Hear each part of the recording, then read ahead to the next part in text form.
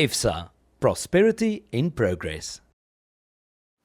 Welkom terug op Groot Plaas, saam met ons vanoggend weer 'n ou vriend van die program, Frikkie van Loggenberg. Hy is die hoof van beleggingsstrategie en uitvoerende beampte van IFSA. Frikkie, goeiemôre en welkom. Môre Doopie. So, met die aankondiging van die moontlike rentekoersverhogings, wat is dan nou van die wenke wat IFSA se netwerk aan julle kliënte bied rondom julle beleggings? Doopie, ons gaan kyk nou, die rentekoerse is nou so 0.25% op, wat goeie nuus is vir mense wat nou 'n geldjie in die bank het en mense dink jy gaan 'n bietjie beter opbrengs kry daarso.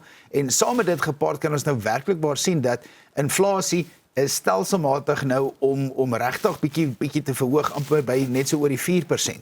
Nou as jy nou na jou persoonlike inflasie gaan kyk, jou pakkie goed wat jy koop en wat jy betaal in 'n maand is nie net 4% op nie, dis bietjie meer as dit. So is mense persoonlike inflasie kan tot en met so 9-10% wees as jy nou werklik waar die sommetjie gaan maak. So as jy 8% by 'n bank gaan kry en jy dink jy kry nou 'n bietjie beter koers, jy vat belasting in berekening teen 30%, so jy gaan nie so net oor die 5% groei gaan jy kry, wat eintlik net so rapsie oor die offisiële inflasiesyfer is. So 'n mens met daai wiskunde met 'n mens gemaak om te sien wat jou werklike groei in jou portefeulje en hoe werk jou kapitaal. Saam met dit, die mark is nou besig om sy langtermynkoerse so net oor die 10%. So die goeie tye wat ons gehad het die afgelope 2 of 3 jaar in die beurse, is nou basies tot 'n einde. So nou moet jy baie meer gespesialiseerd gaan kyk na jou beleggings.